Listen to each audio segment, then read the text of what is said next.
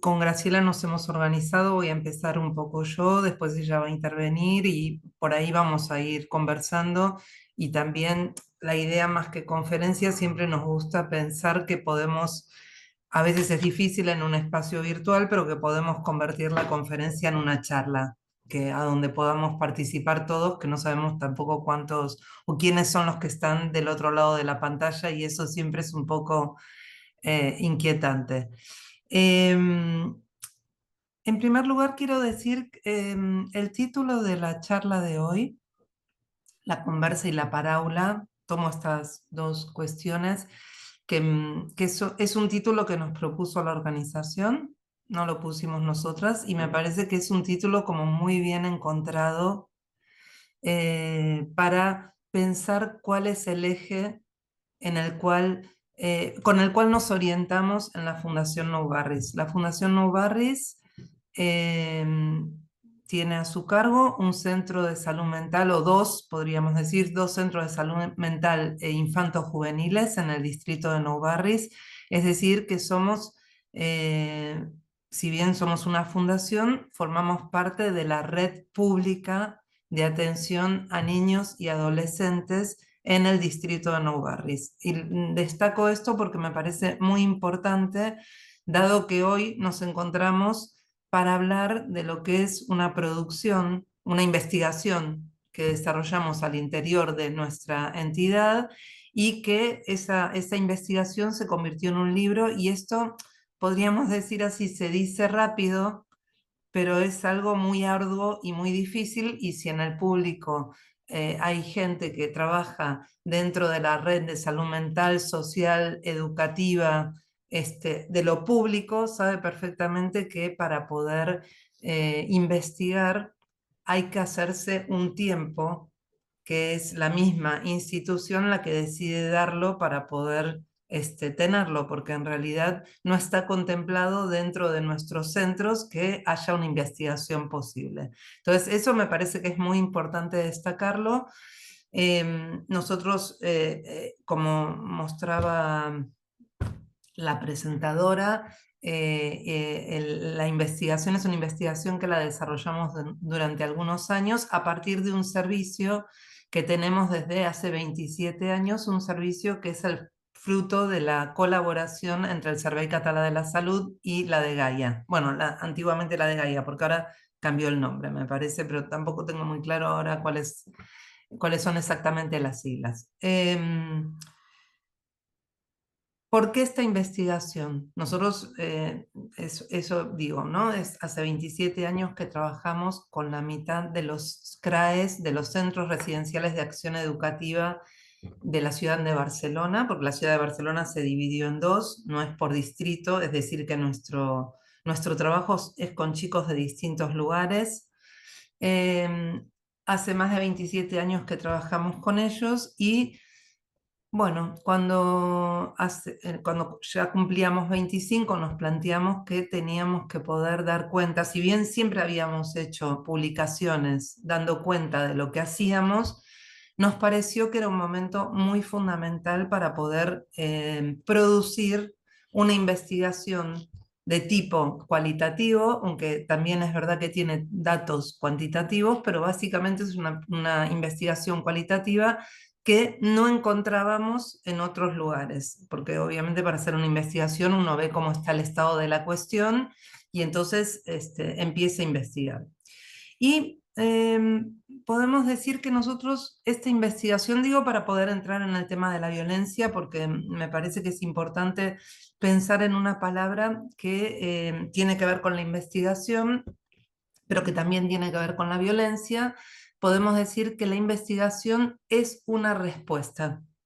Nosotros queríamos dar respuesta a algunas cuestiones que nos hemos ido encontrando a lo largo de todos estos años en nuestra práctica. Es una respuesta, podríamos decir en primer lugar, a la alarma social, ¿no? Y una alarma social que está multiplicada o amplificada más que multiplicada por los medios de comunicación, pero no solo, también a veces por los servicios de la red, por las personas, por cómo tomamos, digamos, lo que los medios de comunicación nos transmiten, y que en los últimos años sitúan que vivimos supuestamente, y es algo que tenemos que poner en conversación, en una sociedad que es cada vez más violenta. Esta idea de que la sociedad cada vez es más violenta. Entonces, nosotros queríamos preguntarnos por ello, dado que nosotros veníamos trabajando con chicos tutelados desde hacía más de 25 años, con lo cual nos preguntábamos si realmente había cambiado algo o no. Por ejemplo, en fenómenos como la violencia invertida, que es una violencia de la que se habla mucho hoy día, nosotros muchas veces en nuestros dispositivos encontrábamos consultas de padres o de educadores que consultaban por la violencia de niños muy pequeños, ¿no? Es decir, a eso se le llama violencia invertida, cuando la violencia viene del niño hacia el adulto. Y una de las cuestiones que nos hacíamos, una de las preguntas que nos hacíamos era si hablábamos de violencia invertida, si podíamos decir que existía una violencia en la buena dirección. Es como un eufemismo, violencia invertida. Esa era una de las cuestiones que nos planteábamos. Nos preguntábamos, por ejemplo, si en el caso de los chicos tutelados podíamos hablar de chicos violentos o primero teníamos que abordar las cuestiones a partir del reconocimiento de que eran chicos que habían sido violentados. Porque cuando hablamos de infancia y adolescencia tutelada, estamos hablando de chicos a los que se ha diagnosticado de alguna manera que han padecido algún tipo de maltrato, tanto sea la negligencia, el maltrato físico, el maltrato psicológico o los abusos sexuales. Es decir, que podríamos decir así, la pregunta sería, ¿son violentos o violentados o son violentos y o violentados? Son cuestiones que tenemos que investigar, porque además una de las cuestiones fundamentales que encontramos, digamos, en la infancia y la adolescencia es que el cuerpo está en primer plano, ¿no? Es decir, justamente y esto es más allá de los chicos tutelados, por supuesto, ¿no? Que eso es lo interesante en nuestro centro, que nosotros podemos comparar, ¿no? La casuística que encontramos entre los chicos tutelados y los chicos que no lo son. Y lo que sí podemos encontrar, y esto es una cosa generalizada, es que cada vez más, y eso sí podría decir, hay un incremento, cada vez más es el cuerpo la sede de la manifestación de las dificultades que los chicos tienen.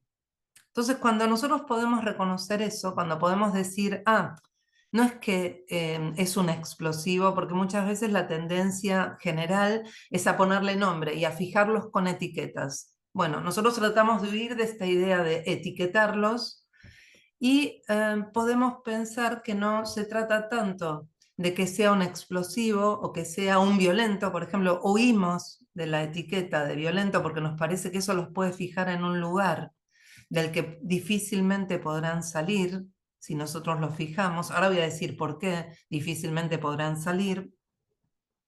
Lo que intentamos ver, es decir, cuando decimos el cuerpo es la sede de las expresiones del malestar y el sufrimiento de los chicos, entonces un trabajo nuestro tiene que ser ofrecer los medios para poder introducir esas manifestaciones del cuerpo en el campo de la palabra, ¿no? Por eso me parecía muy interesante el título que se había escogido, la parábola, para entender y para tratar, podríamos decir así, los impulsos de los chicos, porque en realidad muchas veces nos encontramos que a los chicos les faltan palabras, a los chicos, a las chicas.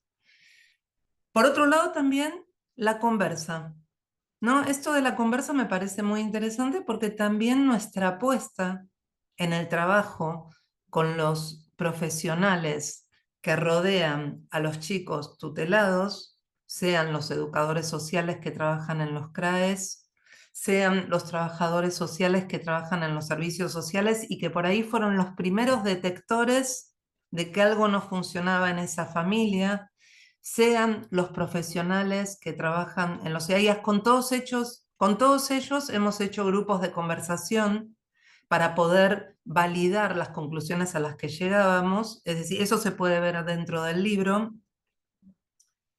Con todos ellos introducimos, podríamos decir así, un método, nosotros le llamamos a ese método soporte técnico, que son unas reuniones con una frecuencia entre quincenal y mensual, en las cuales nos dedicamos a conversar sobre los chicos que plantean ciertas dificultades y también sobre los chicos que no las plantean, porque muchas veces lo que hemos podido señalar a lo largo del tiempo y lo que hemos aprendido a lo largo del tiempo a través de estas conversaciones es que muchas veces los chicos silenciosos son los que no encontraron ni siquiera el cuerpo para poder manifestar qué es lo que les está pasando.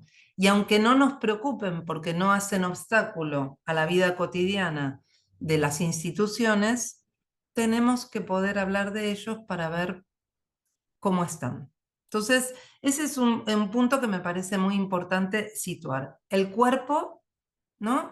Y entonces cuando decía la palabra respuesta, cuando decía, bien, queremos responder, dar respuesta a esto que encontramos en los medios de comunicación, también queremos introducir una tesis fundamental que se puede encontrar en todo el libro, que es la idea de que la violencia es respuesta a alguna cosa.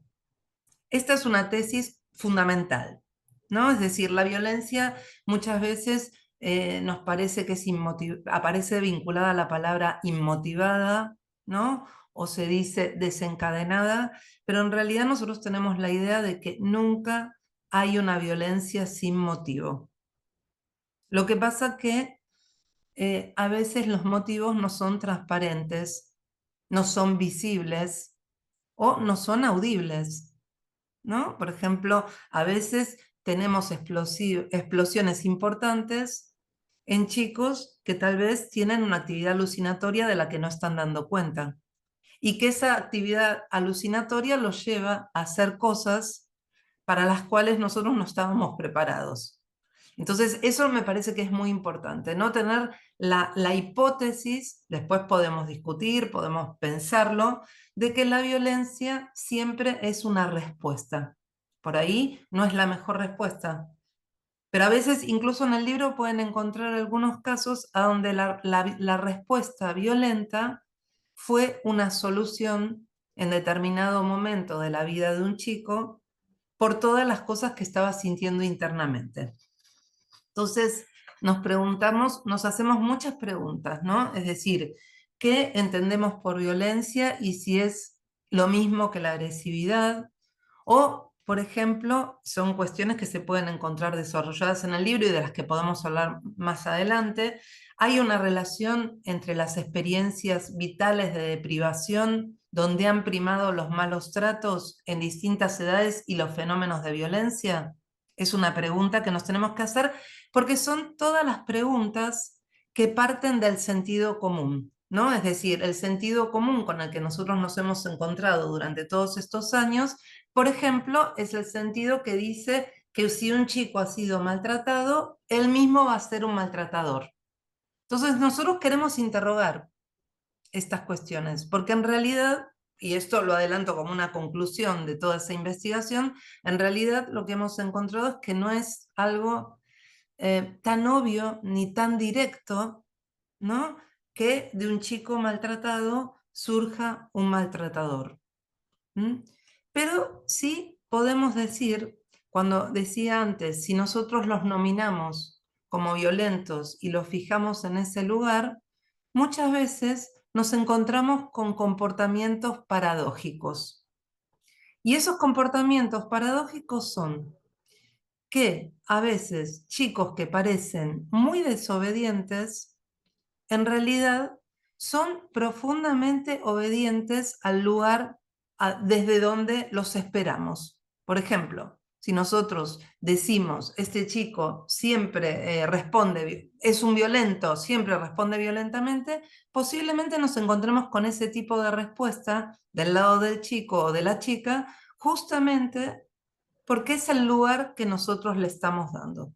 Entonces, cuando decimos es una respuesta, lo que estamos diciendo es que no hay violencia de un chico o de una chica que no esté dirigida de alguna manera a algún otro, ¿no? Que le da señales de que lo espera en ese lugar, ¿no? Entonces, me parece que eso es un punto de la investigación que es muy interesante de poder darle una vuelta o discutir.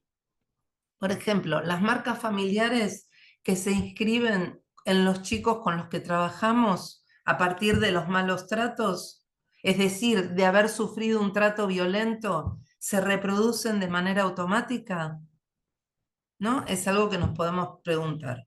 Y por otro lado, cuando trabajamos con educadores, nos preocupa mucho una violencia sutil que llamaríamos la violencia de la positividad, ¿no? Que es cuando creemos, hay algo que se dice mucho en educación, ahora no me acuerdo bien cómo lo dicen, pero que creemos que sí, sí, cuando creemos que el refuerzo positivo es lo que más conviene para resolver cuestiones que a los chicos les están haciendo sufrir. A veces encontramos que más bien paradójicamente es todo lo contrario, ¿no? A veces cuando trabajamos con los educadores en las conversaciones, porque todos tenemos que encontrar palabras para poder nombrar tanto lo que nos pasa a cada uno como que lo que nos pasa en el lugar de trabajo con las personas con las que trabajamos.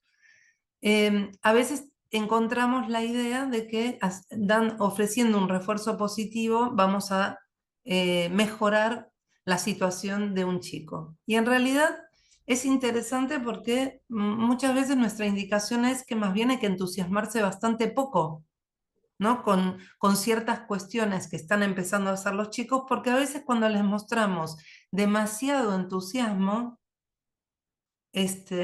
van y arruinan el progreso que estaban haciendo, porque en realidad no es eso lo que estaban buscando para sostenerse.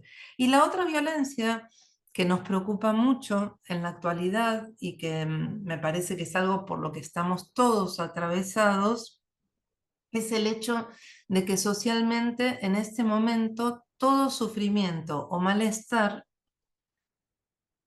hay como un forzamiento a tratar de encajarlo en un diagnóstico de salud mental. Y eso es algo que hay que considerar dentro de la violencia, podríamos decir, social o subjetiva o simbólica de la época. Estamos en una época donde el sufrimiento está totalmente despolitizado, ¿no? Y lo que vemos es que a mayor despolitización del sufrimiento, mayor es la patologización del mismo, ¿no? Cuando se pierde despolitización quiere decir cuando se pierde el marco social, histórico, de época en el cual unos comportamientos se desarrollan. Por ejemplo, qué sé yo, podemos decir las anorexias, ¿no? Es decir, bueno, en épocas a donde el empuje es a tener una determinada imagen, hay que poder leer los cuadros que se presentan como patológicos también desde la época. Por ejemplo, nosotros decimos a veces que nuestra clínica se caracteriza por ser una clínica del desamparo. No es que es una clínica especial, sino que es una forma de leer lo que nos encontramos. Entonces, por ejemplo, no es lo mismo leer a un chico que se mueve mucho del lado del movimiento, ¿no? Y entonces aparece inmediatamente el diagnóstico de TDAH, ¿no? Que leerlo del lado de la inquietud. Preguntarnos qué es lo que le está inquietando. No es lo mismo. Y entonces ese es un punto que nos parece muy importante que tiene que ver con el trabajo que hemos hecho. Si nos preguntamos por lo que le está inquietando, nos estamos preguntando por su subjetividad, ¿no? Y de ese modo desnaturalizamos lo que aparece como muy natural, porque actualmente aparecen muchas conductas como muy naturales cuando en realidad habría que hacer una deconstrucción, ¿no? Entonces, para nosotros no podemos pensar los fenómenos de violencia dentro de este campo si no lo vinculamos con la cuestión del desamparo.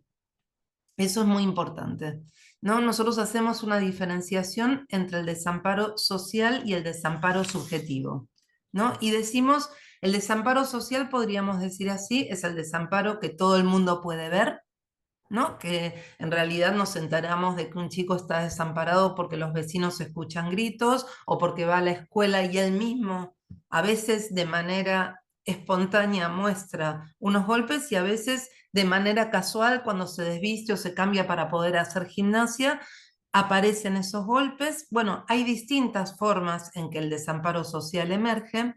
Y podemos decir, nosotros ya trabajamos cuando ese desamparo social ha sido diagnosticado, ¿no? Y los chicos ya son separados, podemos decir así, del entorno en el cual se producen los malos tratos.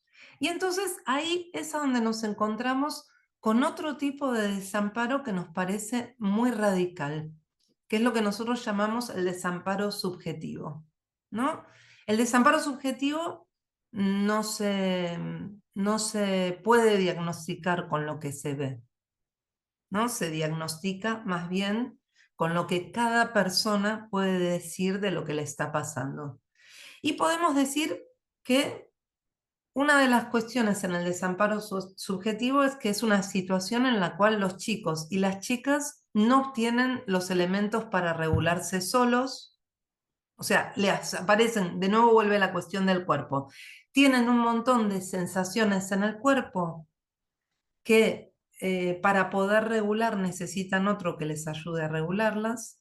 Entonces ahí aparece una expresión del desamparo y frente a esos estímulos interiores no tienen escapatoria y lo necesitan resolver.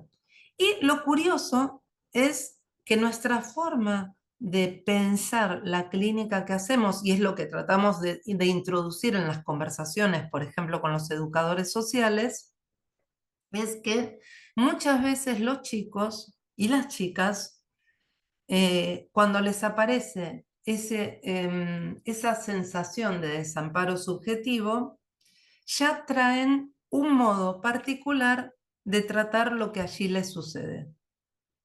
Lo que pasa que es un modo particular que a veces hace obstáculo al trabajo, por ejemplo, educativo, o hace obstáculo al trabajo en la escuela.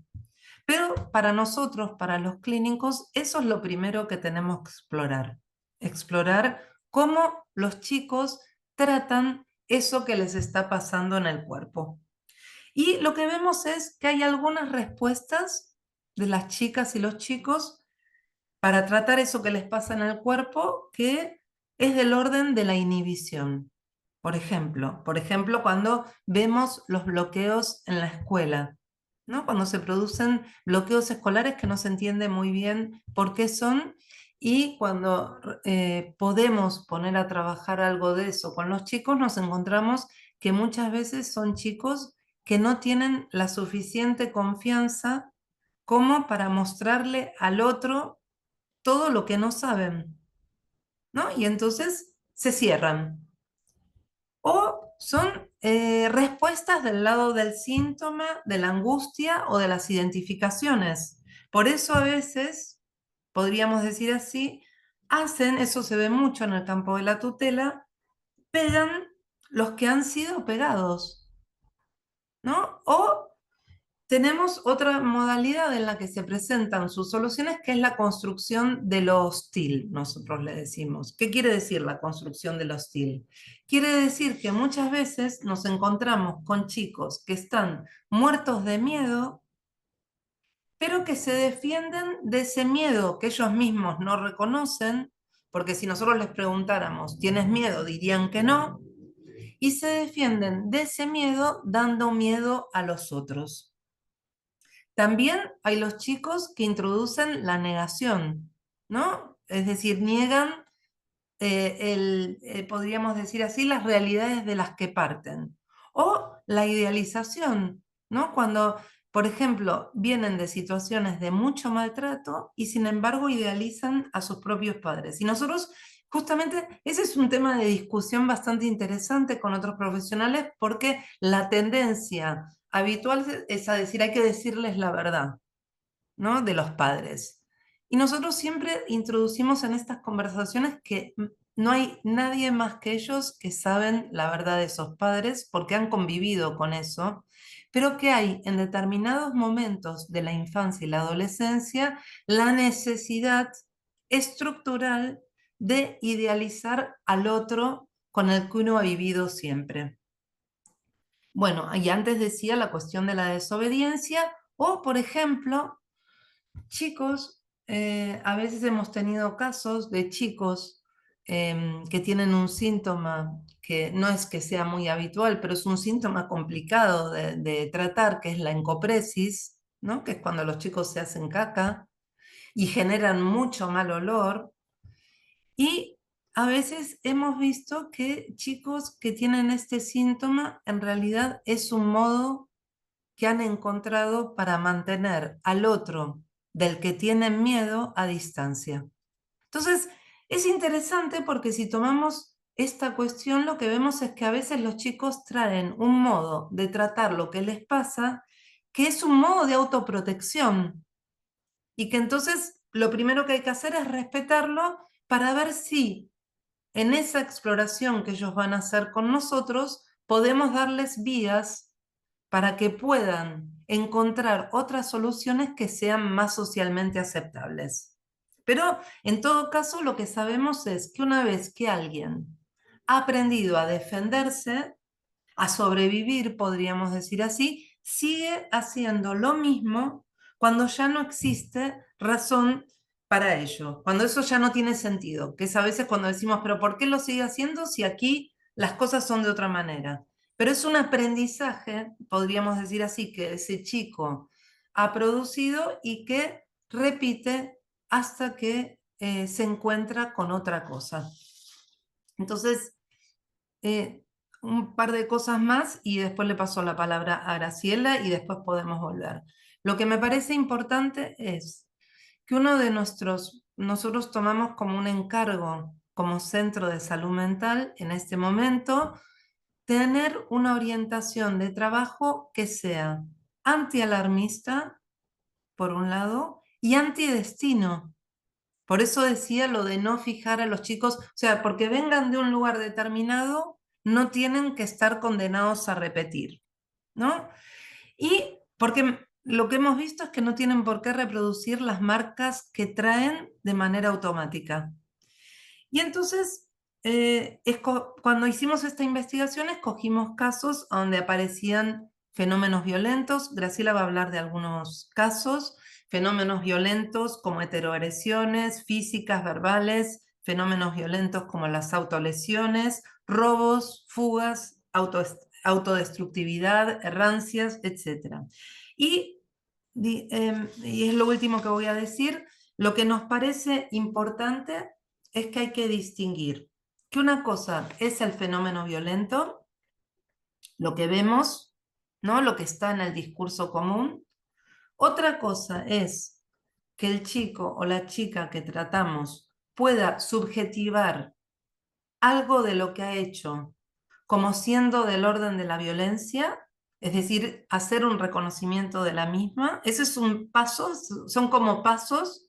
Y otra cuestión, que eso es lo más importante, es que además de subjetivarlo, es decir, que la reconozca, pueda sintomatizar ese fenómeno en el sentido de sintomatizar quiere decir que le provoque una pregunta, que le provoque una interrogación, que le permita ponerlo a trabajar, ¿no? Entonces, en el proceso de subjetivación es donde encontramos una variedad de respuestas impresionantes, ¿no? Como chicos que dicen que no están para nada concernidos con ese fenómeno, que en realidad el que les pegó es el otro o que tiene la culpa el otro, los que le restan total importancia, los que al contrario se culpabilizan o al revés, ¿no? Los que hacen eso porque buscan en los castigos un modo de aliviar un sentimiento de culpa que ni siquiera pueden reconocer, ¿no? Entonces, bueno, yo lo dejo aquí, después podemos retomar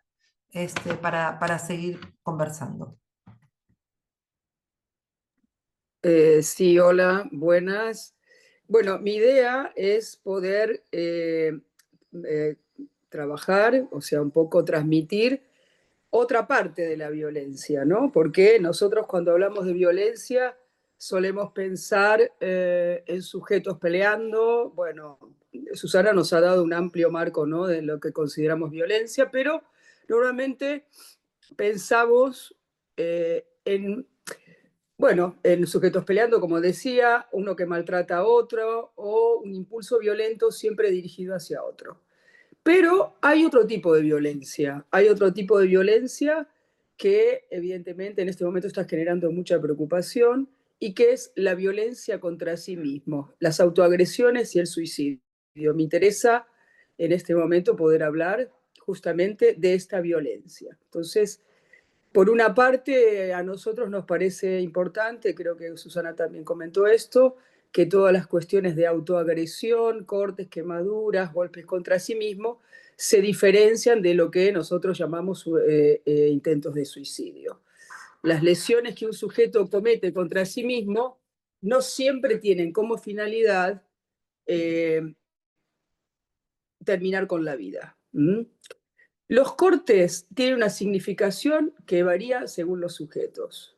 No hay un sentido único. Esto también lo comentó Susana anteriormente, que no hay un sentido único. No podemos decir todos los chicos que se cortan por esto. Más bien, se trata de localizar las particularidades de esa violencia contra sí.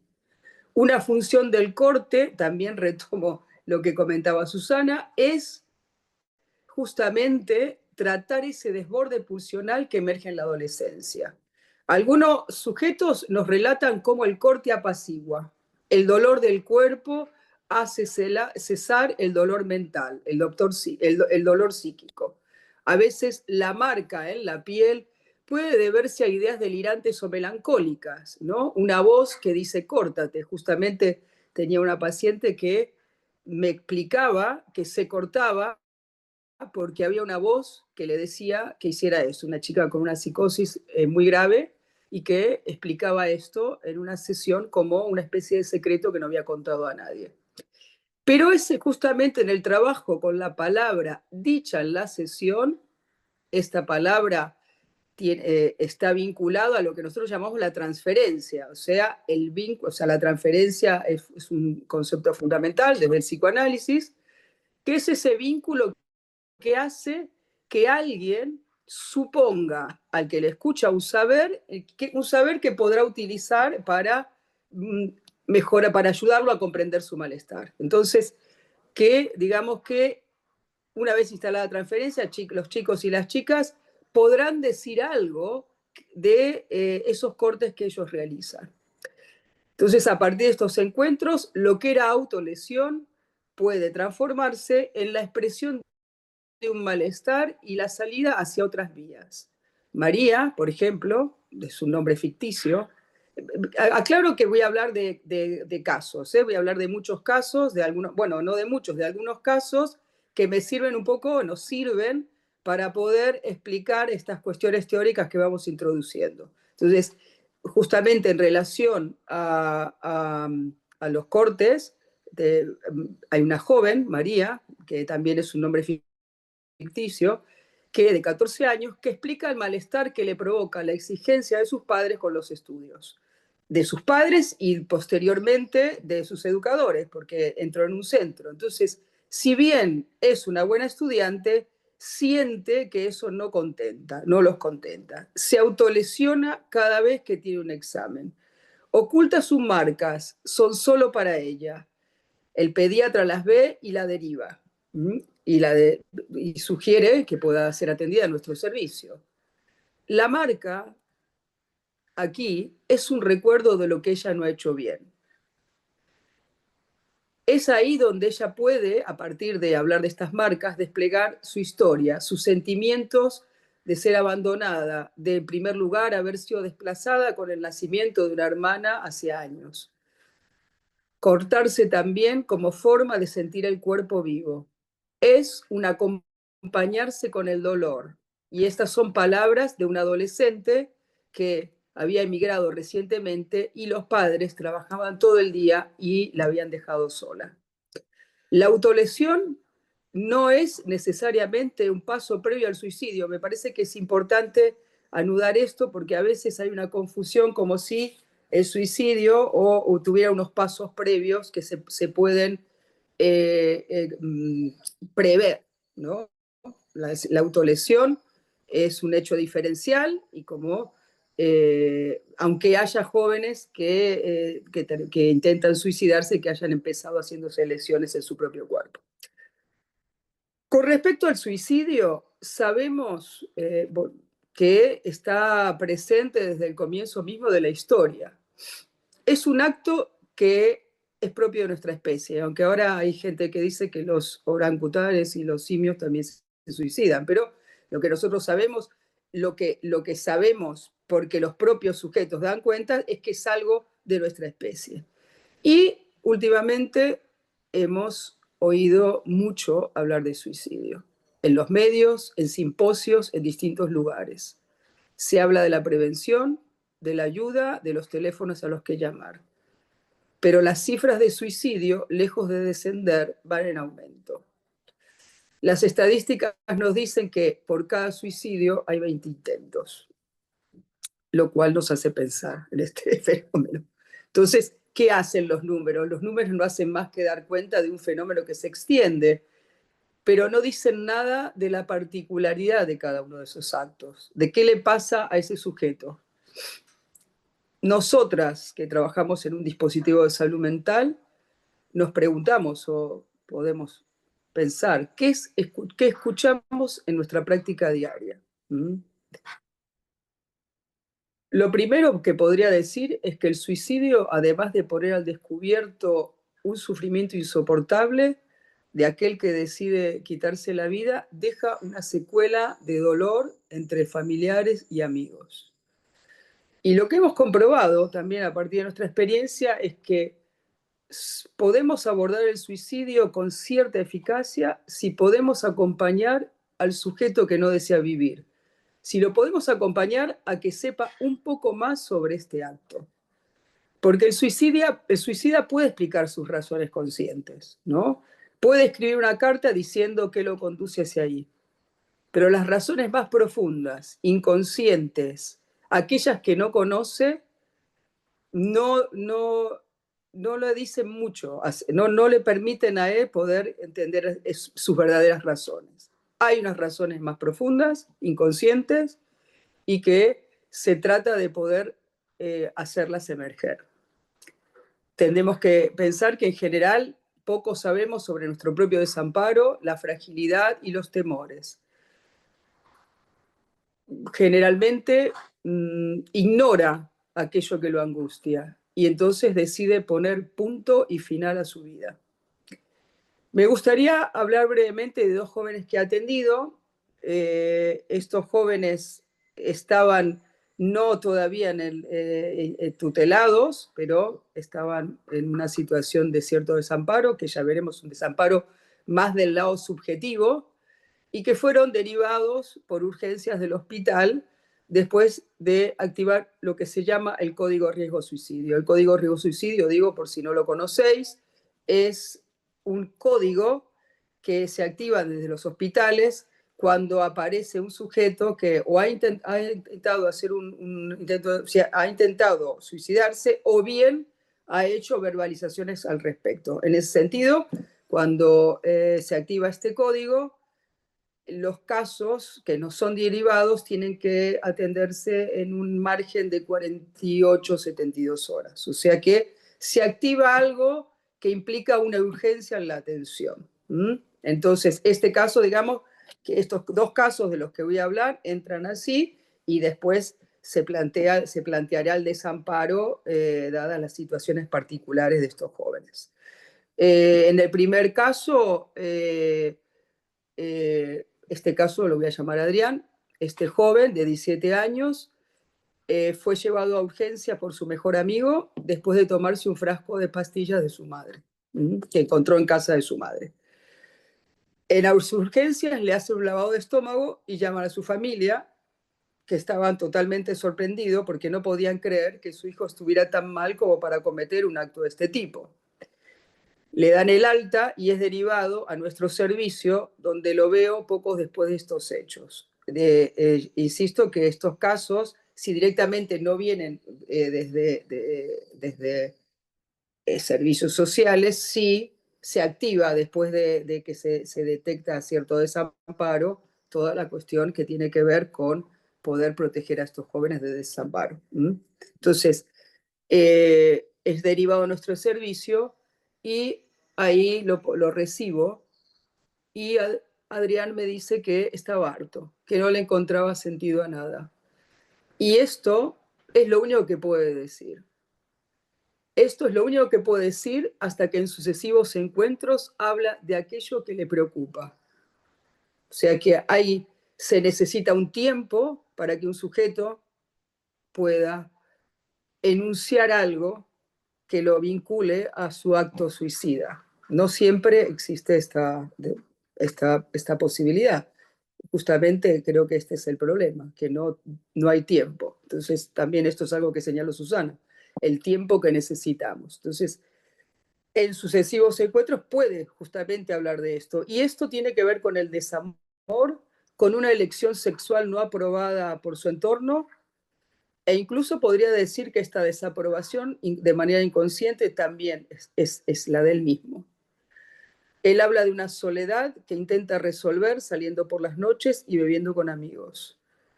Pero la descripción de su casa es la de un lugar deshabitado, con unos padres ausentes todo el día que trabajan y vive su vida social por fuera de sus hijos. El acto suicida toma por sorpresa a unos padres que, podemos decir, desconocen a su hijo.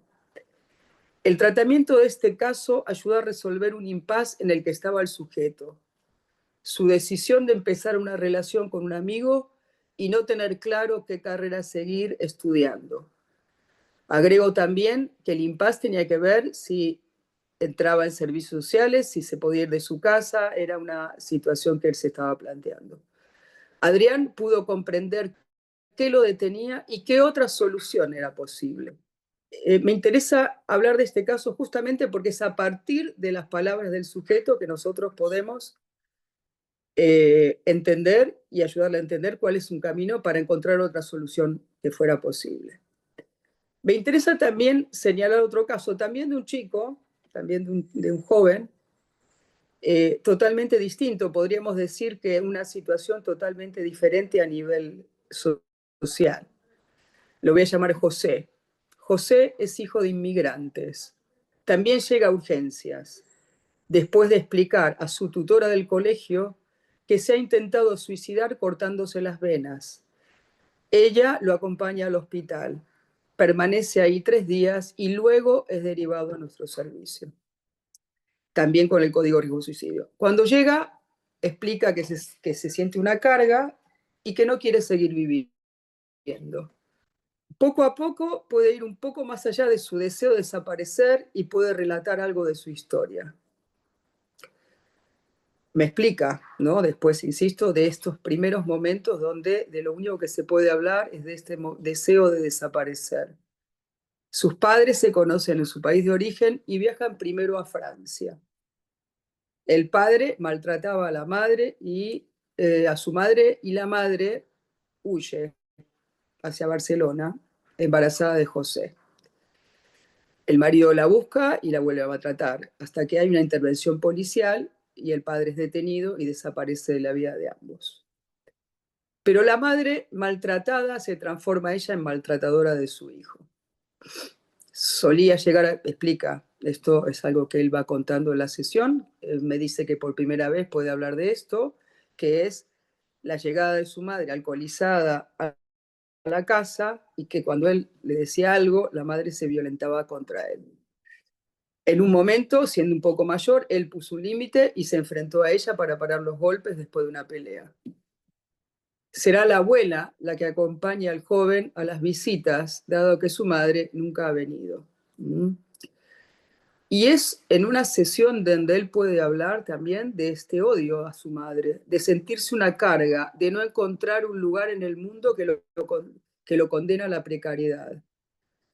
Y este es el tema que ha ido desarrollando hasta que finalmente, a partir de que puede enlazar algunas cuestiones, también pues, empieza a hablar del futuro y del amor, porque conoce una chica, y porque de lo que se trata es de encontrar con el tiempo necesario junto al sujeto una salida diferente a la de la muerte, acompañarlos en esa travesía hacia un lugar diferente.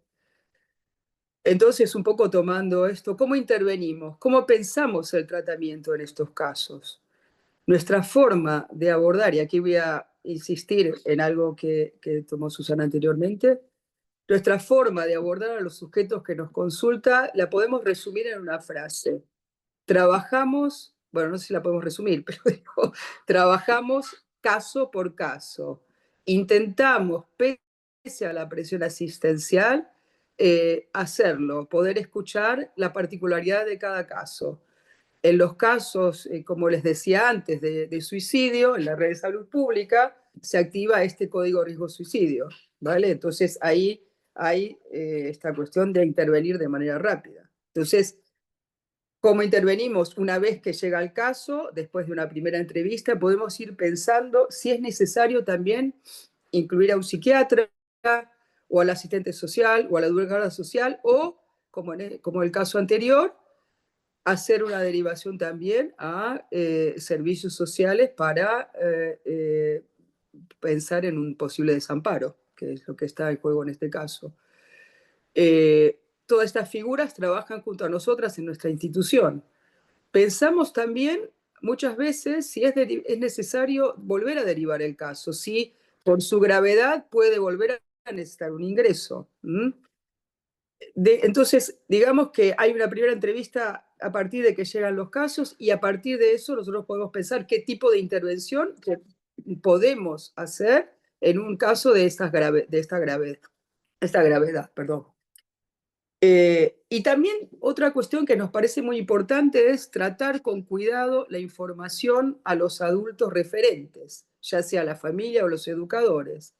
Lograr el consentimiento del sujeto a esta conversación con sus adultos de referencia. Esto puede parecer una tontería, pero no lo es, porque muchas veces esto de lo que yo hablaba anteriormente, la transferencia, depende del grado de respeto que uno pueda tener a la privacidad del que el sujeto nos cuenta. En el caso de Adrián, por ejemplo, el primer caso, el chico todavía estaba con sus padres, vino con sus padres, lo acompañaron y él aceptó mis entrevistas con ellos. Con Jorge fue diferente. Él vino acompañado de su abuela, no quería que hablara con nadie, él sentía que se había violentado su confianza en el hospital, o sea, y desconfiaba de los servicios de salud. O sea, él lo que dijo es, o sea, o sea, mi estrategia inicialmente fue hablar con su abuela en su presencia, ¿no? Y previamente yo pactaba con él lo que a mí me parecía que era importante transmitirle a la abuela. Entonces, pero a partir de estos primeros encuentros podemos decidir que un caso puede ser atendido por un terapeuta solamente y ser escuchado. Y me parece fundamental poder situar justamente aquello a lo que aluden los significantes que dan título a este encuentro, conversa y parábola, que también tú lo marcaste, Susana, ¿no? Puedo decir que en ambos casos los sujetos mencionaron la soledad en la que se encontraron en la primera intervención. Adrián relata que una vez que llega al hospital acompañado de su amigo, se le hace un lavado de estómago, pero nadie lo escucha y no puede hablar. José explica que estuvo 3 días ingresado solo en una habitación y que finalmente vino alguien a hablar con él. Él pidió discreción sobre su relato, pero me explica que eso no se respetó y que le contaron a su abuela y a sus tíos lo que había dicho. En ambos casos, entendemos que en un primer abordaje de urgencia se trata de salvaguardar la integridad física del sujeto. Pero una vez en nuestra consulta debemos caminar por ese complicado filo entre el cuidado del sujeto y su privacidad. Esto es fundamental, porque, insisto, es lo que permite que alguien pueda construir algo en una sesión. Me interesa hablar también, me interesaba hablar, ¿no? Un poco en esta en esta, en este abordaje del desamparo, de este tipo de desamparo que todavía no está incluido en las redes de servicios sociales, sino de este desamparo que es lo que nosotros llamamos el desamparo subjetivo. Y retomo lo que decimos en el libro. El desamparo apela a la función de aquellos que han de ocuparse de un sujeto y señala su dejación. En ambos casos no hay, no hay totalmente y ahora un desamparo social que requería hasta el momento una intervención directa de servicios sociales porque no había los elementos.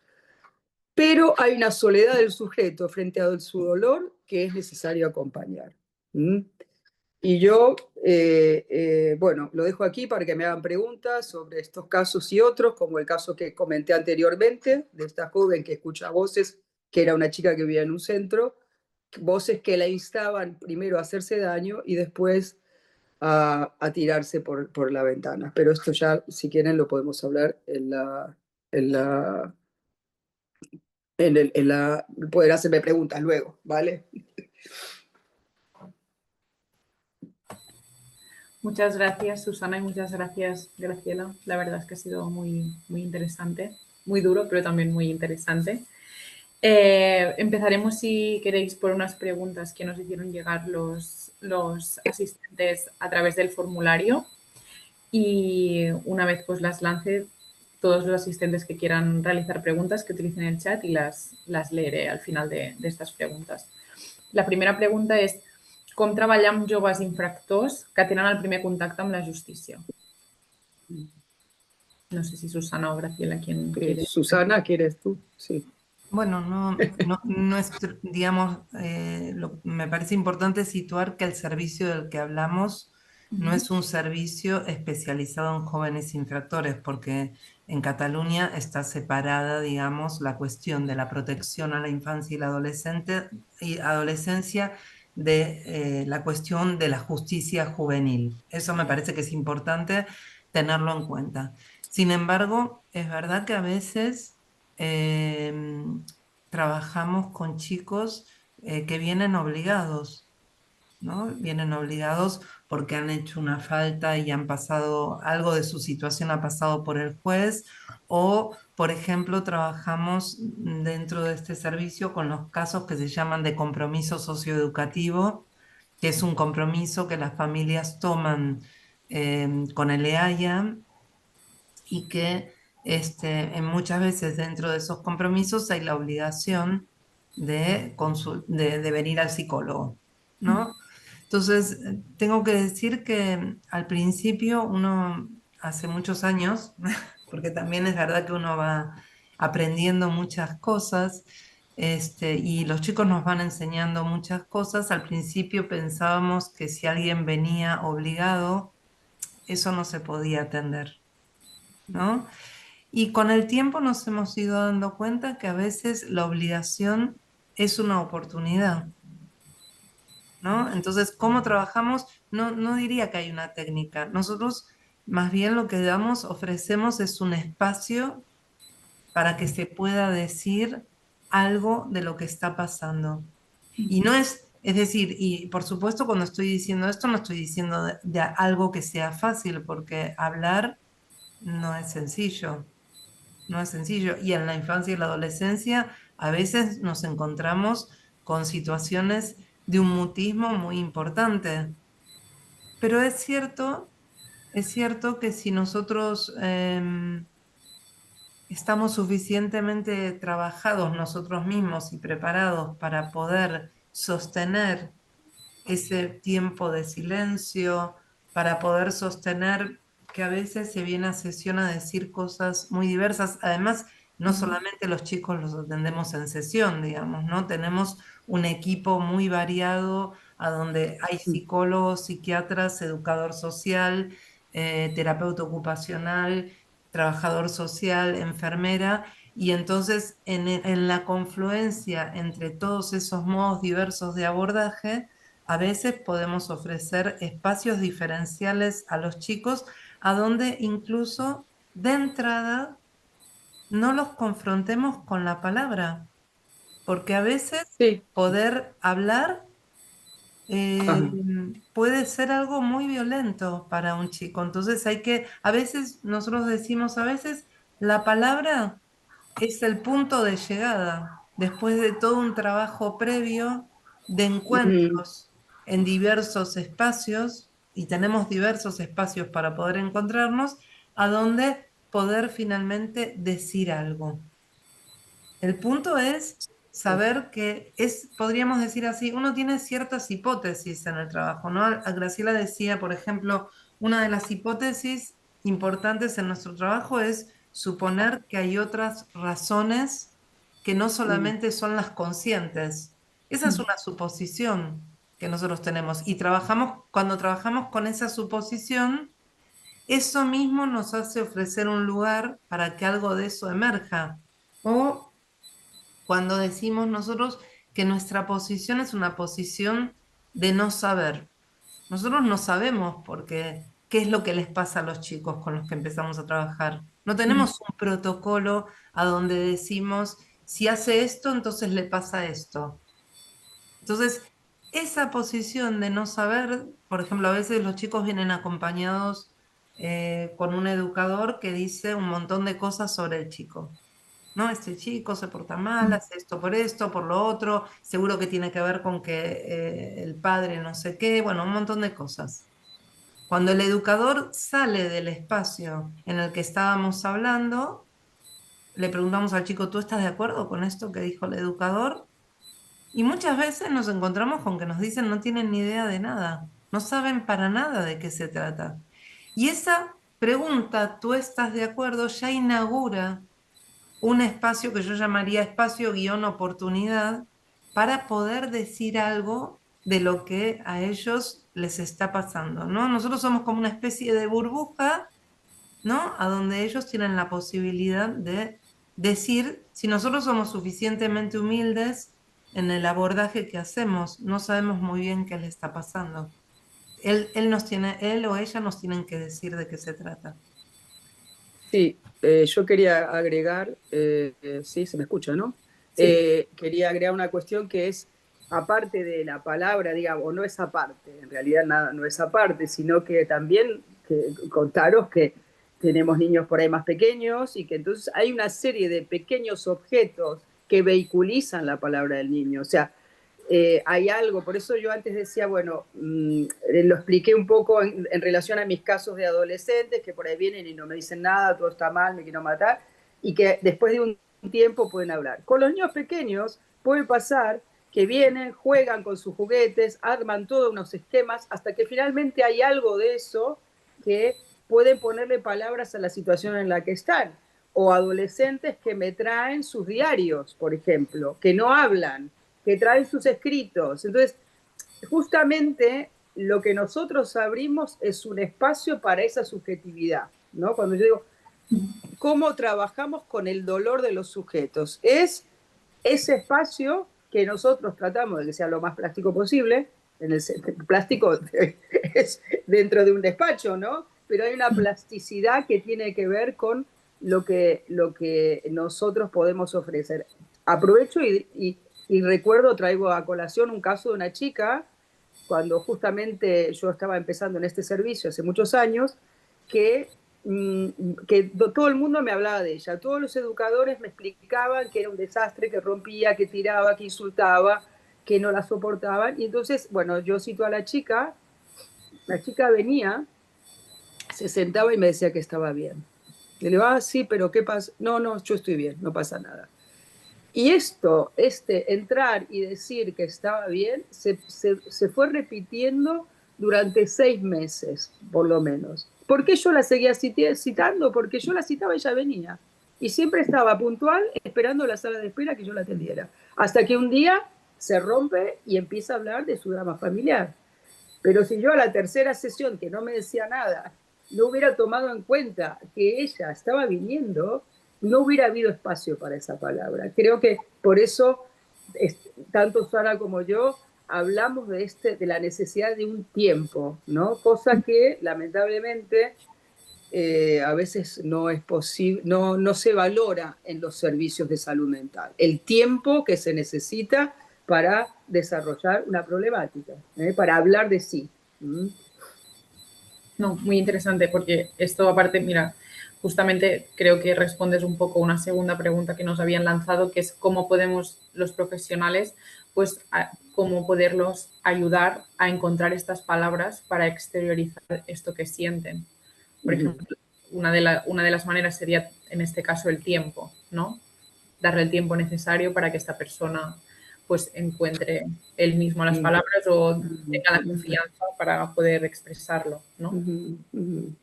Sí, y otra cuestión que me parece importante dentro de la cuestión del tiempo es que un eje que nos guía es la repetición, ¿no? Cuando algo se repite, eso es muy importante de estar como atento a la repetición y ver si hay algo de las actuaciones que se repiten que están mostrando que una palabra no ha podido ser dicha. Por ejemplo, muchos chicos tienen ataques de rabia que expresan de manera violenta cuando en realidad están tristes. Y no es hasta que logran articular lo que les pasa con la tristeza que a ese ataque de rabia cesa, ¿no? Y entonces a veces no solamente ellos van a encontrar la palabra, sino que los profesionales tenemos que, hacemos de traductores a veces. Uno de nuestros trabajos es traducir que algo de lo que pasa en esa manifestación que traen y que es tan tremenda y que muestran que hay algo que los está sacudiendo, en realidad, y eso lo podemos ver con la repetición, por ejemplo, muchas veces los chicos tutelados, cuando tienen pautadas salidas con la familia, que a veces no van, a veces van bien, pero a veces no van bien, cuando vuelven, muchas veces los educadores dicen, hacemos todo un trabajo con los chicos y en el fin de semana se deshace el trabajo y vuelven igual que como estaban antes del trabajo de toda la semana, ¿no? Entonces, poder introducir que tal vez hay algo de la tristeza que se pone en juego cada vez que tienen que juntarse y separarse del orden familiar, puede ayudar a que ellos tomen esa palabra para poder decir eso que les está pasando en el cuerpo. Entonces, por un lado está el tiempo que hay que darle a los chicos para que puedan encontrar esas palabras y por otro lado también está que los profesionales seamos advertidos, estemos advertidos de que también hay algo de nuestra función que es brindar algunas palabras para que el chico pueda agarrarse. ¿No? Eso también es parte de nuestro trabajo. Entonces, bueno. También, bueno, Graciela, no sé si querías añadir algo. No, está bien, sí, sí. En el chat, Montse Llorente comenta, buenos días, Susana, ¿podrías desarrollar más en qué medida es inadecuado el refuerzo positivo en aquellos adolescentes que han comenzado a realizar cambios positivos? Sí. ¿Y cuál sería el mensaje adecuado por parte de los profesionales? Me hace gracia porque me lo imaginé que algo de esto iba a aparecer. Monse, creo que retomo esto que acabo de decir de la repetición. Es decir, porque no, en realidad cuando dije eso es una provocación, ¿no? De la cual uno se tiene que servir cuando hay algo que se repite.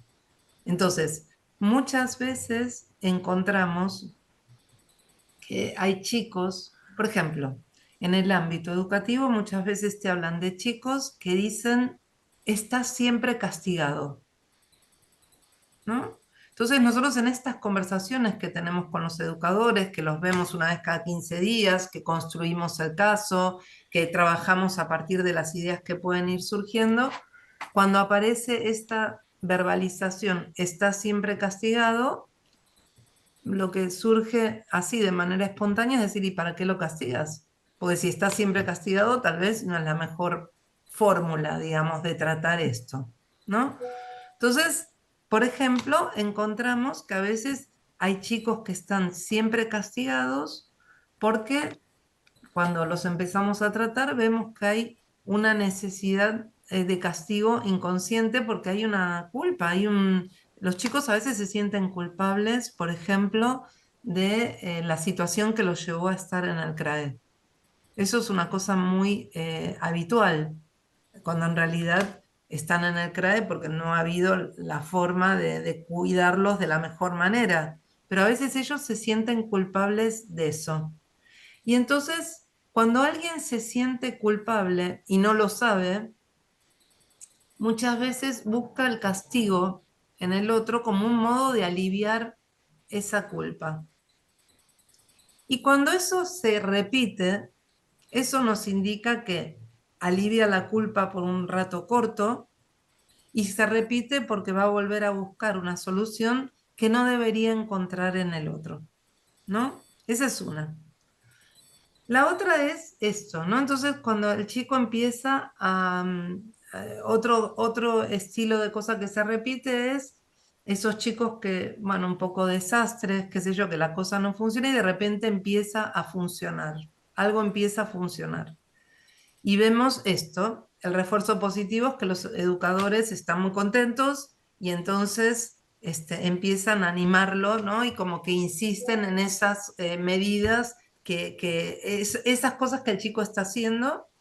Y muchas veces nos encontramos en que cuando todo el mundo empieza a entusiasmarse, el chico vuelve a hacer algo disruptivo, ¿no? Como haciendo caer todo eso que parecía que había avanzado, ¿no? Entonces, cuando vemos eso y que eso se repite, decimos, bueno, tal vez, porque siempre lo que quiero decir, Monse, es que el tratamiento es sobre uno mismo. Si yo veo que hay algo que se repite, eso que se repite en el chico no tendrá que ver con una forma de intervenir mía que también se repite.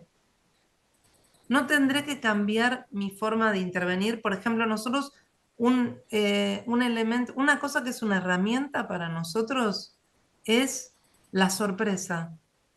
¿Cómo decir o hacer algo que sorprenda al chico y que le plantee algo que él no estaba esperando? ¿No? Entonces, por ejemplo, cuando vemos que cada vez que avanza un poco y todo el mundo se entusiasma, cae todo, decimos, bueno, tal vez no hay que entusiasmarse tanto y cuando él te dice qué te parece, decirle, bueno, no sé, vamos a ver.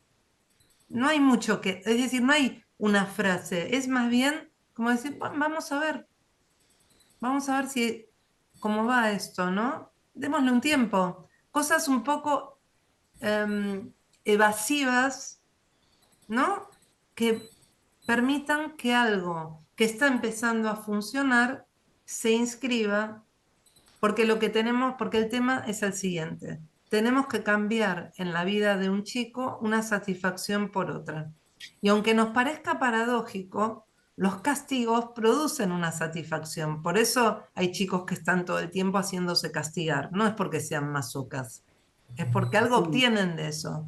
Y entonces, para que pierdan esa satisfacción y encuentren otra, está esta cuestión que decía Graciela, hay que dar tiempo y por otro lado, uno no tiene que mostrarse tan entusiasmado. Hay que esperar. Bueno, bueno, parece que algo, puede ser que algo cambie, vamos a ver. ¿No? Es decir, un poco perfil bajo, yo digo, cuando nosotros intervenimos en plan perfil bajo, veremos. Bueno, no sé si le contesté a Monse, creo que no, no todo se puede contestar, pero yo... Sí, sí. yo quería decir algo que no es una respuesta, pero mientras tú hablabas se me vino a la cabeza, ¿no?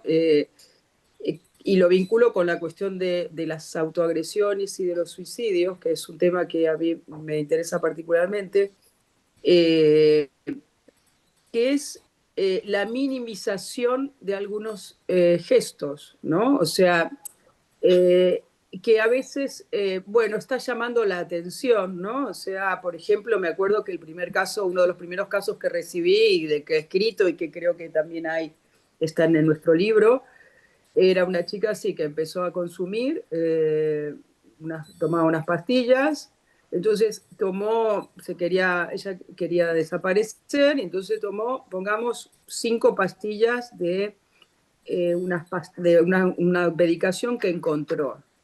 Entonces, esto fue interpretado como un llamado de atención, y cuando la llevan a urgencias, el médico, todo esto respetando la clase médica, esto fue una excepción, ¿eh? Lo digo porque si no, no quiero herir susceptibilidad. Pero el médico le dice, no, nena, no son 5, son 15 si te querés matar. Y entonces a la semana siguiente, esta chica se toma, digo 15 y no sé cuál es la cosa exacta, ¿eh? Se toma las pastillas, el número de pastillas que le había dicho el médico. Esto es un extremo, pero de algo que muchas veces vienen los educadores o vienen los tutores diciendo, bueno, esto es una llamada de atención. Lo que nosotros tenemos que pensar es que si hay una llamada de atención, hay que prestar atención a la llamada de atención. O sea, como su nombre lo indica, tenemos que prestar atención. Entonces, bueno, eso, quería comentarlo porque creo que es importante poder situar estas cuestiones que tienen que ver con tomar en serio lo que muchos chicos nos dicen. Sí, Bueno, quiero decir algo, espera, A y Monse. vemos que Monse contestó ahí. Esto que dice Graciela del llamado de atención es muy importante porque es una frase como trillada, ¿no? Dentro del campo educativo, lo hace o del campo educativo o de muchos campos, y nosotros lo que hacemos es separar, lo hace para llamar separado de la atención. Y porque decimos que muchas conductas de los chicos son un llamado al otro, ¿no? Están dirigidas al otro para que el otro responda de alguna manera. Y si lo hacen para llamar y además llamar la atención, es porque tal vez el otro no está prestando la atención que corresponde.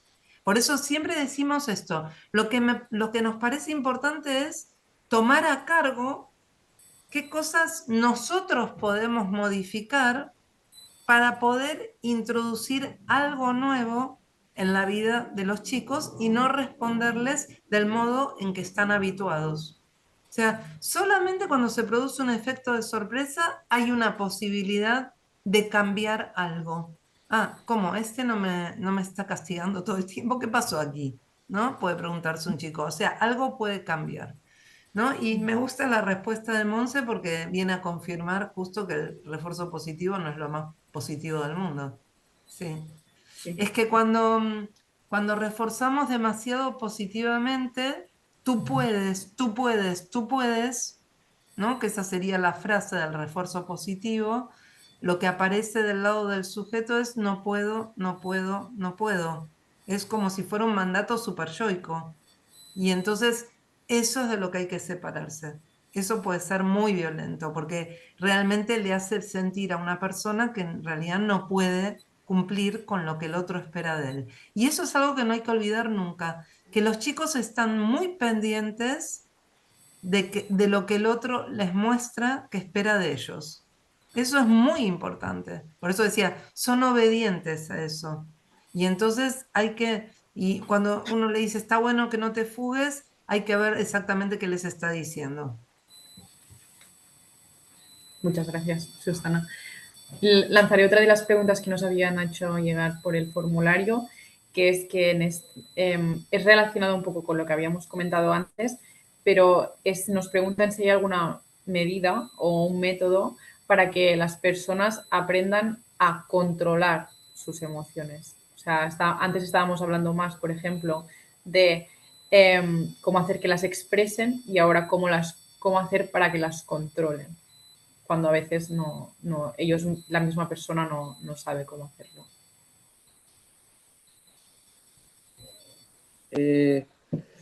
Bueno, sí, un poco es complicado, ¿no? Porque primero porque estamos trabajando con infancia y con adolescencia, justamente una época de la vida donde de lo que se trata es de aprender justamente a vivir en el mundo social, o sea, entonces yo diría que tenemos que entender los impulsos y con un sentido. O sea, que me parece que el punto es apuntar a cuál es el sentido de esa impulsividad. Porque, no sé, se me ocurre esto, ¿no? Como cómo poder domesticar algo, por decirlo de alguna manera, sin entender de qué nos estamos refiriendo. O sea, creo que este es el punto. Si no hay una comprensión, incluso, bueno, insisto, yo creo que la infancia y también la adolescencia, porque la adolescencia es un quiebre, es una ruptura que enfrenta al sujeto con el cambio de su propio cuerpo, ahí hay toda una explosión que el sujeto va a tener que ir amoldando a medida que uno pueda ayudarlo a eso, ¿no? Pero digamos que tanto infancia como adolescencia son momentos donde de lo que se trata es de cómo uno puede transmitir ciertos límites a la pulsión, porque no nacemos ya, no nacemos programados para portarnos bien, por decirlo de esa manera. Más bien se trata de cuál es el aprendizaje y que cuando el aprendizaje, el amor, el vínculo con el otro, que son las cuestiones que hacen que un sujeto se humanice, o sea, se transforme en un sujeto, que un organismo nace, cuando nace es un organismo y es a partir de que hay un vínculo con el otro que ese sujeto, eso se transforma en un sujeto y que es a partir de este vínculo también que puede domesticarse, no me gusta la palabra, pero vamos a usarla, puede dominar algo de sus pulsiones. Entonces, lo que nosotros tenemos que hacer también cuando eso se desborda es preguntarnos qué ha pasado ahí, cuando eso sale dentro de lo que serían los límites eh, de lo que es la edad, de lo que es la situación del sujeto, es, bueno, qué ha pasado y cómo se puede acompañar eso, pues habrá que ver diferentes cuestiones. Así como Sora decía, tenemos diferentes profesionales, hay chicos que se domestican con el deporte, o sea, que el deporte les ayuda a organizarse, hay otros que tienen una beta artística y hay otros que necesitan realmente, porque hay algo más de un sufrimiento, que necesitan ser escuchados. Esto es un poco lo que se me ocurre así a bote pronto. Yo ahora me venía un caso también de una chica que me gustó mucho el educador cuando me hablaba de esta chica, me decía que cuando me presentó el caso para que la primera vez yo lo tenía que atender y él vino antes, me decía que la chica era tremenda y que cuando él se iba, él tenía un vínculo con esta chica, lo insultaba, le decía ojalá te mates, ojalá tu casa se queme. Y él le respondía, yo también te quiero. Entonces, es interesante este ejemplo porque habla de cómo nosotros tenemos que codificar muchas veces eso que nos viene del otro, ¿no? Porque creo que es como muy importante. No sé si respondo a la pregunta, pero es lo que me sugiere la pregunta. Sí, yo creo que está, ya, que el ejemplo además creo que ha sido un buen ejemplo para dar respuesta a la pregunta. Luego ya también para ir... Pero espera, yo quiero agregar dos cosas que recogen un poco lo que dijo Graciela. Una es que no hay un protocolo para regular nada, digamos, es cada uno, cada caso, hay que ver un poco, cada caso que no quiere decir que sean atendidos individualmente, ¿eh? Hay casos, por ejemplo, que los atendemos en grupos, ¿no? Y en el mismo grupo y la conversación con los otros chicos como ellos, a los que les pasan cosas parecidas, sirven para poder introducir algo de la regulación, pero no hay un protocolo pretaporte, no hay una técnica. Lo que hay, sí, uno puede decir a veces, esto que Graciela decía antes, me traen a veces lo que escriben o lo escriben en sesión. Se pueden hacer cosas, pero a partir de lo que los chicos traen, ¿no? Es decir, que eso es, podríamos decir, lo guapo del trabajo que hacemos es que no está escrito en ningún lado, que hay que inventarlo cada vez, ¿no? Eso es lo guapo y a veces es lo incómodo porque uno a veces dice, ay, ojalá alguien me diera la pauta justa para poder resolverlo. No hay, por lo menos nuestra experiencia es que no hay eso. Y la otra cuestión que me parece muy importante y que muchas veces no se habla de eso y que no se tiene en cuenta en la infancia y la adolescencia es que para que un chico pueda ser ayudado, tiene que consentir a lo que nosotros le estamos ofreciendo. Y muchas veces no se tiene en cuenta eso, ¿no? Es decir, por ejemplo, a veces los adolescentes son traídos por la fuerza. Entonces, los tenemos que atender o para poder, podríamos decir así, hacer una apuesta porque algo del trabajo con nosotros sirva, tenemos que consentir que durante un tiempo digan que no quieren ser atendidos y que en realidad el problema lo tiene el otro, ¿no? Tal vez hay algo de eso que hay que tomar, ¿no? Hay que poder aceptar que en ese momento no pueden ser atendidos porque no han consentido, porque realmente no, o sea, la gran dificultad en la adolescencia es que puedan reconocer que algo de lo que les pasa es fuente de malestar. Entonces, como ellos siempre dicen, el malestar lo tiene el otro, que lo traten al otro, ¿no? Al padre, al educador, a quien sea. Bueno, entonces, tal vez a veces tomando esta falta de demanda con la que vienen en un primer momento y aceptando eso y planteando que cuando ellos piensen que lo pueden necesitar, pueden volver, a veces te encuentras, y eso no es poco frecuente, te encuentras que al poco tiempo vuelven a ser una verdadera demanda, porque sienten que alguien escuchó, ¿no? Y que no van a ser tratados por lo que al otro le molesta de ellos. No, muchas gracias, Susana. Nada, ahora ya para ir terminando recogeré dos mensajes que han dejado en el chat. Uno es de Lupe Navas, que os da las gracias por dar significado a llamar la atención, otorgándole toda la importancia y relevancia que tiene. Y La Lupe la conocemos. Un Con saludo Lupe hemos a Lupe trabajado Navas. muchos años. Años de O Lupe sea que ella Navas. sabe de qué se trata. Sí. Qué casualidad. Ahí está. Nos acordamos, Lupe, de ti. Nos Sí, acordamos sí, mucho. inolvidable, Lupe. Casualidad. Sí. Y Vanessa Roland también comenta que personalmente piensa que a veces los profesionales tenemos un encargo de que encajen hasta nosotros mismos en la sociedad, olvidándonos totalmente del foco de nuestra mirada que está en lo que sienten. Y eso genera esa dirección de los chicos y las chicas en enfrentarse o en ser sumisos de la aprobación. Lo aplico también a la sociedad en general. Nunca llega a satisfacer si no se encuentra otra narrativa personal.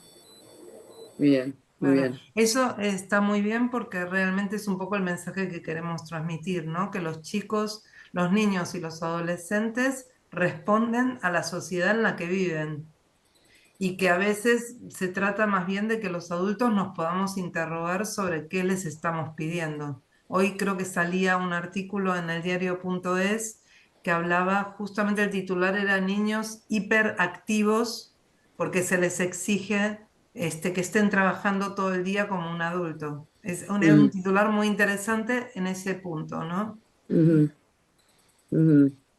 Pues, sí.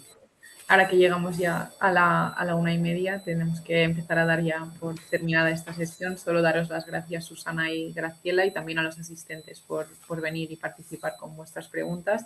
La verdad es que ha sido una conversación muy interesante.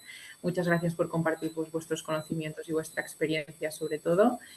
Más para los asistentes también, en unos minutos les vamos a enviar pues, una encuesta para que puedan valorar esta conferencia que nos ayuda pues, a mejorar y a poder continuar haciendo conferencias de todos los ámbitos.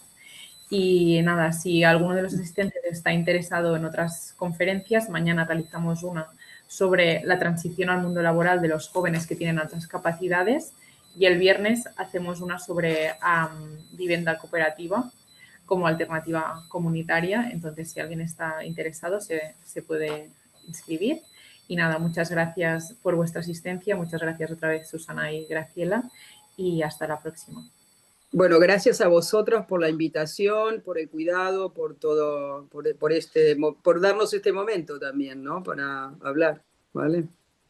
Sí, gracias por la oportunidad y además por la oportunidad de encontrarnos con muchos amigos, porque veo que está Lupe, Armán, Gemma, bueno, hay un montón de amigos en la web. Vale, Qué vale. bien, ¿no? Casualidad. No, Vale. casualidad no es. No. Casualidad. Es trabajo de muchos años. Vale, También tienes muy razón. bien. Pues que Muchas vaya gracias. muy bien. Que Vale. tengan un Vale. buen día. Adeu, Gracias, adeu, chao. gracias. Chao, gracias. Adeu, hasta luego.